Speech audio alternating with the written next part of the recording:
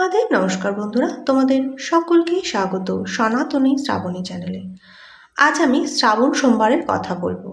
कटा सोमवार पड़ेছে এবং কি কি দিয়ে আপনারা অভিষেক করতে পারবেন। পৌরাণিক কাহিনী অনুসারে যখন সমুদ্র মন্থন হয়েছিল তখন যে হলাহল নামক বিষ উদ্ভব হয়েছিল সেটি সমস্ত সৃষ্টিকে ধ্বংস করতে সক্ষম হয়েছিল। ব্রহ্মাণ্ড রক্ষা করার জন্য ভগবান শিব তার কণ্ঠে সেই বিষ ধারণ করেন। সেই বিষের কারণে তার নাম হয়েছিল নীলকণ্ঠ। তাকে শীতল করার জন্য দেবতা এবং ভক্তরা তাকে জলাভিষেক করেছিলেন।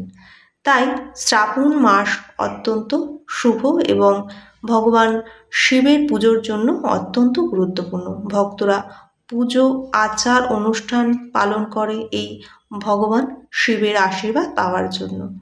তারা দুধ, মধু, দই, ঘি, বেলপাতা, ফুল, চন্দন, পেস্ট ভগবান শিবকে আরাধনা করেন।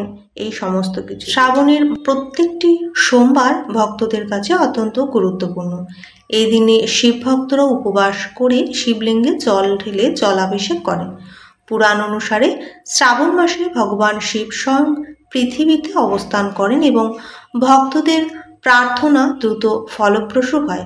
তাই এই পবিত্র দিনে মহাদেবের আরাধনা করলে তার সকল মনোবাঞ্ছা পূর্ণ করেন বলে বিশ্বাস। এখন বলবো ভগবান শিবের কি কি দিয়ে অভিষেক করবেন।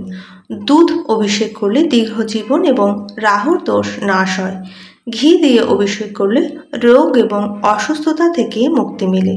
মধু দিয়ে অভিষেক করলে দুঃখ ও সমস্যা দূর হয়। দই দিয়ে অভিষেক করলে সন্তানের মঙ্গল হয়। চন্দন দিয়ে অভিষেক করলে ভাগ্য উন্নতি ও স্বাস্থ্য ভালো হয়। ডাব দিয়ে অভিষেক করলে জীবনে আনন্দ ও পরিতৃপ্তি আসে। পঞ্চামৃত অভিষেক করলে ধনসম্পদ প্রাপ্তি। এখন বলবো শ্রাবণ মাসের প্রথম সোমবার এবং শেষ সোমবারের তারিখ। প্রথম সোমবার পড়েছে 14ই জুলাই, দ্বিতীয় সোমবার পড়েছে 21শে জুলাই, তৃতীয় সোমবার পড়েছে 28শে জুলাই, চতুর্থ সোমবার পড়েছে 4ই আগস্ট, শেষ সোমবার পড়েছে 9ই আগস্ট। ভিডিওটি এখানেই শেষ করলাম। কেমন লাগলো অবশ্যই কমেন্টের মাধ্যমে জানাবেন এবং সাবস্ক্রাইব করে পাশে থাকার অনুরোধ করছি। নমস্কার।